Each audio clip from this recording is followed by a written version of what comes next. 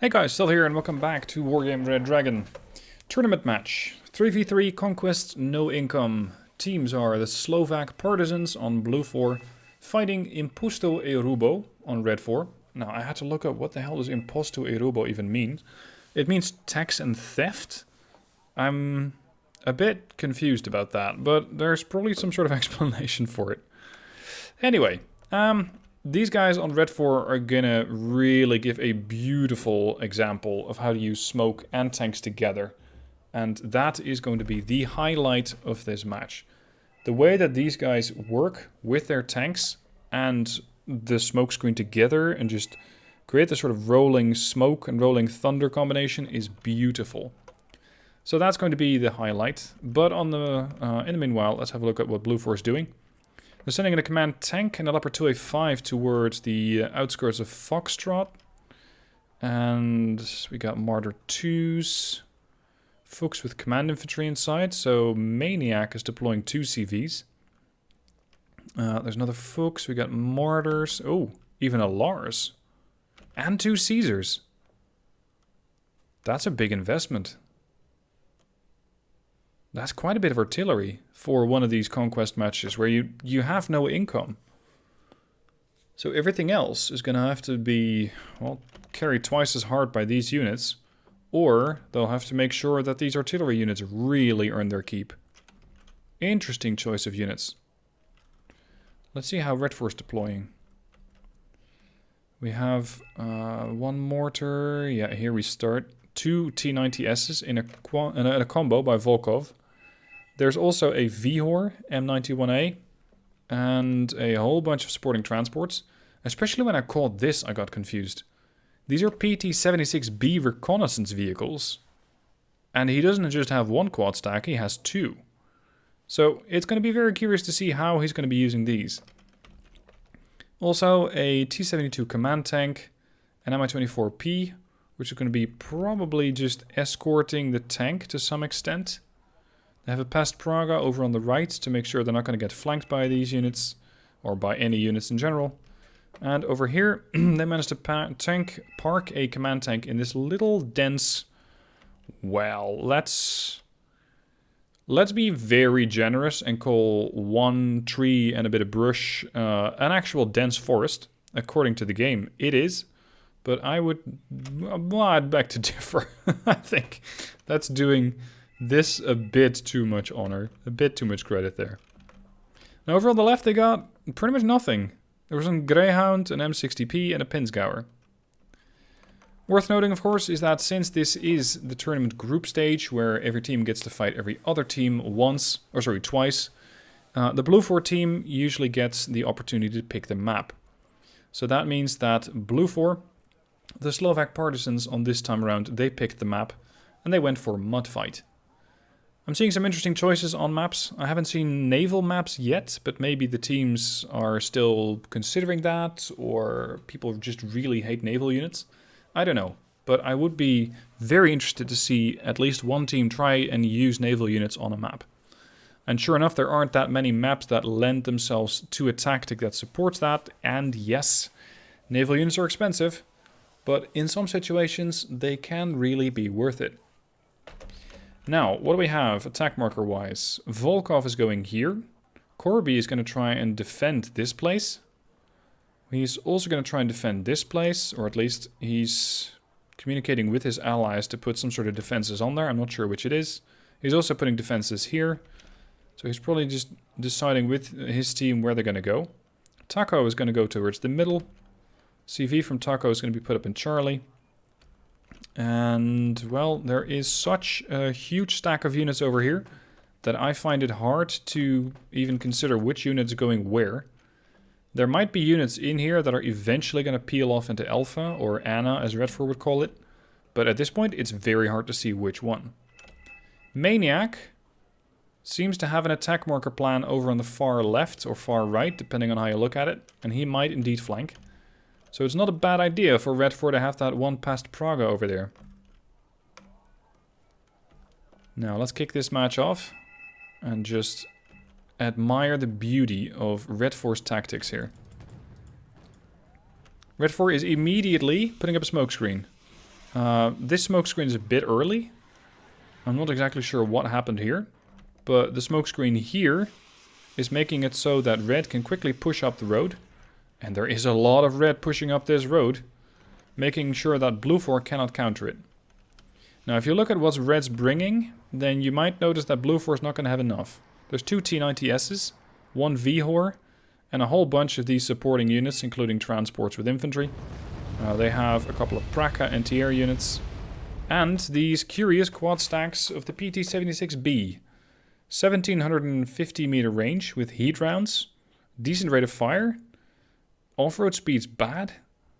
I don't quite know what the plan is with these units, so I'm going to be paying close attention. And the BTR-80s have already arrived. Yukyokte in the buildings, including Gongbobyong, which is the engineer group. Type 56 recoilless rifles ready for the fight. Blue 4 is coming in with a Challenger 2 and a Leclerc, so it's not like they're completely devoid of heavy tanks. But Red 4 just has more. And this is what I mean with the rolling smokescreen. They're putting up a smokescreen. The VHOR is just in front of the smokescreen. And so are the T90Ss now. But whenever they need it, they can immediately fall back. And they're already engaging the Leclerc. 3 heavies against 1 Leclerc is just not a fair fight. And the Leclerc is taking severe damage. The smokescreen seems to be getting in their way a bit. And the T90s and the VHOR are pushing their luck. But the Leclerc is gone. So it did pay off. Yukyokte are having a very rough time over here as Blue 4 is chasing them with a lot of units. The HEGM team is down. I think that was the main target of the Yukyokte, meaning that the tanks over here, the VHORs have pulled back inside the smokescreen. Or sorry, VHOR, singular. It's the T90s which are operating in a double. They don't have to worry about the HEGMs here as much. Triple stack of LSTR by Matt Klug. It looks like they might encounter the Challenger 1 duo. Where's that Charlie 2? Here. Interesting spot for a Challenger 2. Not necessarily bad, but I could imagine other tanks might be more useful in this situation. Although, of course, the Challenger 2 does have that 23 frontal armor, which means that even if the LSTR fire at it with their 24 AP, they won't do that much damage. They have, however, encountered the Challenger 1. These guys have 19 points of frontal armor, which means that one of the Challenger 1s almost gets killed off immediately, but that goes at the expense of an LSTR squad. Red 4 is firmly in command of these buildings here. Padobranchi are pushing out the remaining Fusiliers, and over here towards the left, there is a slight threat to the constant rolling thunder, rolling smoke combination because of a few HEGM Milan F3 teams, but it's not that serious. And you can see that there is more smoke coming up. VTT 323, an M60 PM, and a Pulliam. The Pulliam is not exactly using smoke, but just sending out a general spread of MLRS. High explosive missiles, not quite doing that much damage against the CV, but leveling pretty much everything around it. And they do seem to know where the CV is. Now over here we got a Greyhound in the middle. I wouldn't be surprised if Blue 4 can spot that. Yep, they know that there's an MC60 or an M60 there, but they haven't spotted the recon vehicle yet. It does have medium stealth. I think Blue 4 is kind of ignoring this flank.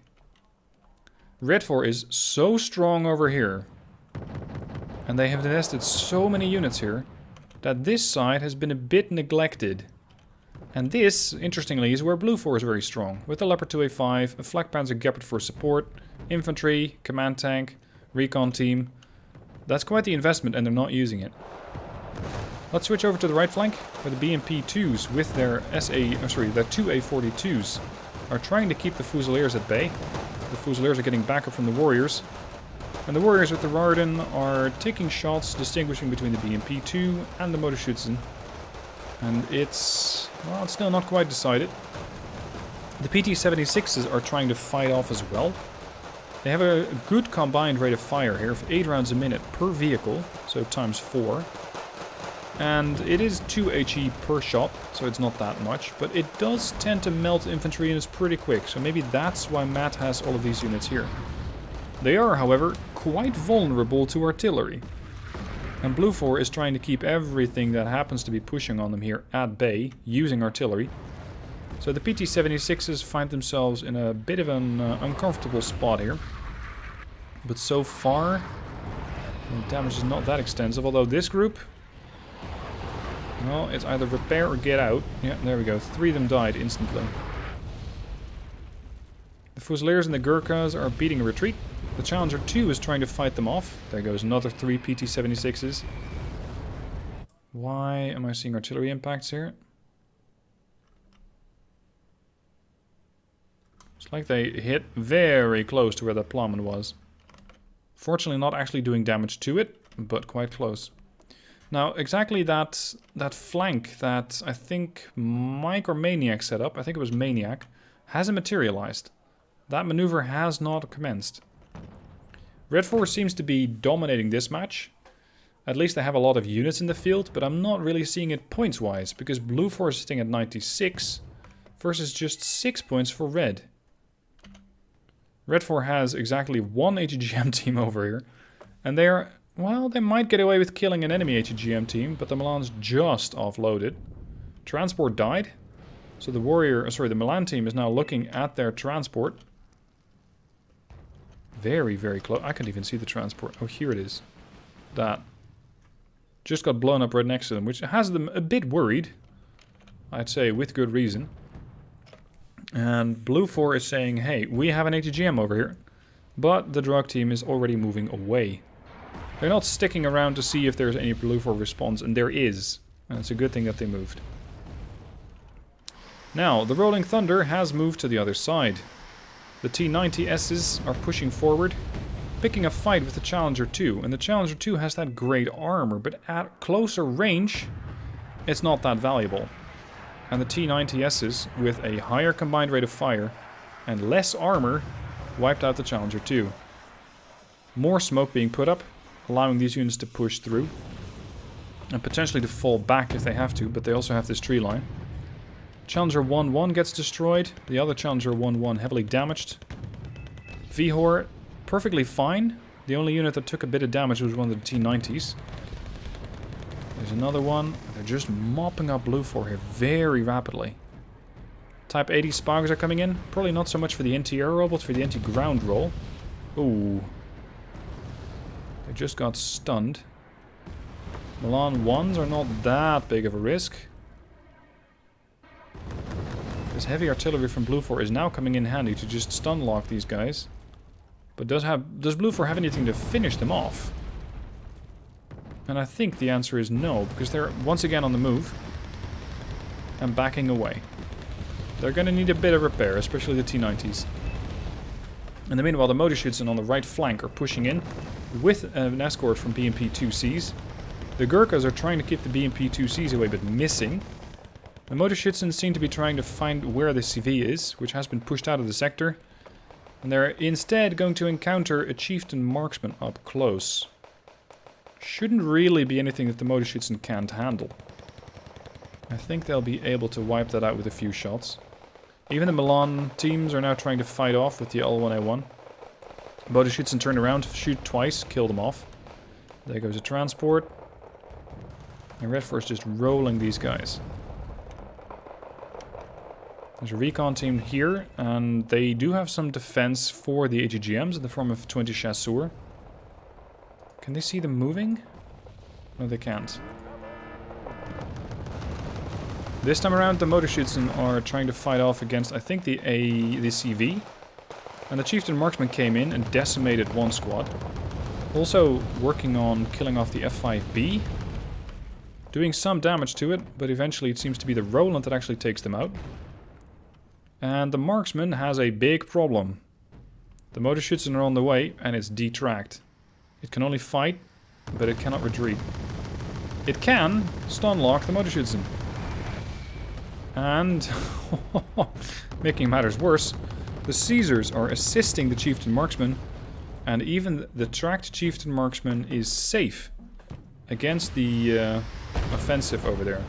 2 F5Bs fly in, trying to get side shots on the Marksman. No joy. Nothing. TC-2 command tank on the move.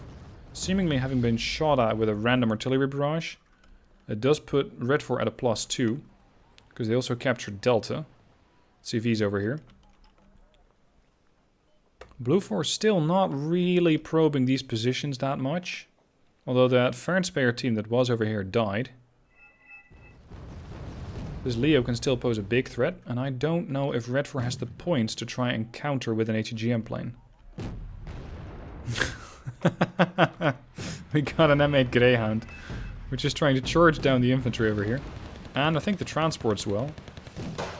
Very fast units, these things. 95 kilometer off-road speed. Their autocannon leaves a little bit to be desired, shall we say, as it has only a 5% stabilizer. But I think that it's not the Fusiliers that they want. I think it's the howitzers, it's the mortars over here. In the meanwhile, that Mi-24 has also been making its presence known, wiping out both the Caesars, in the meanwhile trying to take out a Martyr, and I think the prize is eventually going to be the CV, which happens to be hiding over here. The Martyr is not that bad at shooting back at the Mi-24, so the Mi-24 beats a retreat, forcing the Martyr to come through the forest, which is going to slow it down. There is a bit more anti-air fire coming up from the VTTs, but it won't be that deadly. They have looked and found another mortar. Mi-24P now taking severe damage. Also because that Roland's joining this fight. This Hilo is having a rough time. There we go. The VT... We now have an elite VTT here. Red 4 seems to know where that CV is. And the rain is already coming down. And it is damaging the CV, putting it down to the last man, but is not dead. Although that might change as the L-15M flies in and kills the CV, putting red at the +3. That's going to either force Blue 4 to surrender or to move their command tank back. In which case Red 4 would go to +4. At least temporarily. Blue 4 does not seem to have any kind of spare CVs here in the back. The Stalwart with infantry is being forced to fall back. The T-90s have been mostly repaired. The only thing I'm worried about is their fuel level. The V-Horror seems to be doing perfectly fine and should be joining the fight soon as well. Command tank on the move. At this point you could argue, well, is it even required? Because normally you really want your spawn sector, especially if you have planes, but I haven't really seen Blue 4 use that many planes. So maybe they don't really need the sector. Still, if you still have some points remaining, this might be a sector that you want. But that's the big question with the tactical game. Do they still have points remaining? Normally it's not even a question that you have to think about. Now Red doesn't really need to do too much, but I think they're still eager to push out. I mean, they still have those T-90s. They still have the... Where did it go? Here, the V-Hor. And I think they're out for blood. L-15M flies over. Evac Winchester. It drops on where that CV was coming up. The CV was no longer there by the time that it got there. The Fuchs are being withdrawn. Transports are being sent out, seemingly as an ATGM magnet. And they're performing that role very well, as both Milan F3 teams are wasting their missiles and just trying to get some hits. The last surviving M60 PB is trying to do some damage against the Milan team, but failing. But at least Matt Klug now knows exactly where these guys are, and is just waiting to drop either more artillery or more airplane armaments onto that target. Leopard command tank once again back in a position in Echo. Leopard 255 is being withdrawn as well. Credit to Blue 4, they're not surrendering. They are sticking this fight out. F5B flies in. That Roland still has 10 missiles because this thing has been resupplied by the FOB. And the F5B is not very good at evading. There we go, F5B's down. But not before dealing a pretty good blow to the MX-10 RCs. And now the T-90s are being split up. The Vihor is also with that group. They have resupply. They have recon from an MI2, and it seems that who's that? Maniac knows that these units are coming. This is going to be a tricky one. A Martyr 2 has a pretty respectable autocannon. But they never get a chance to use it as the T90 immediately takes it out.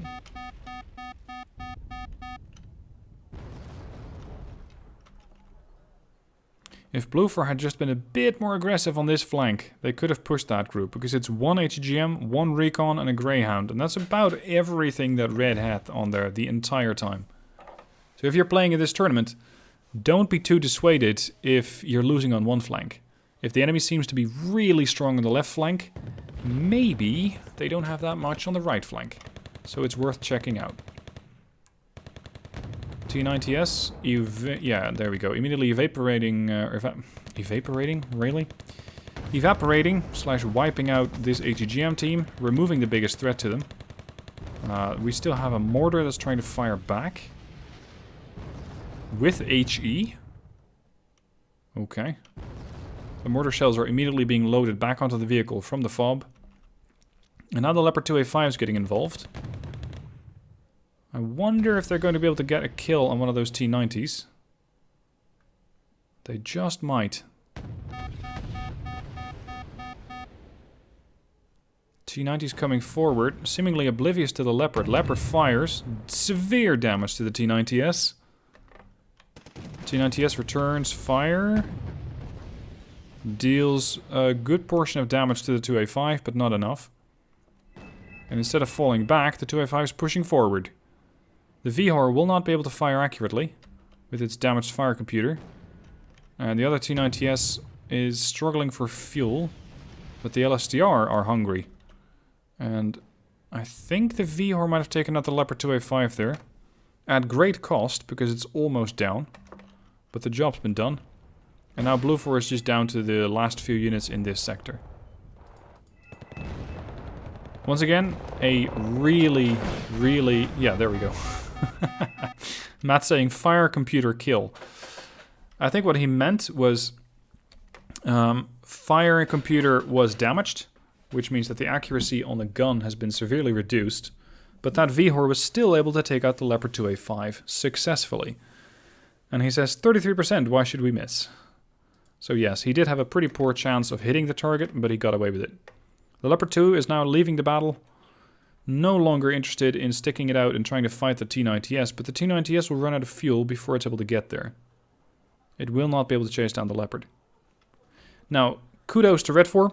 Kudos to the Imposto e Roubo.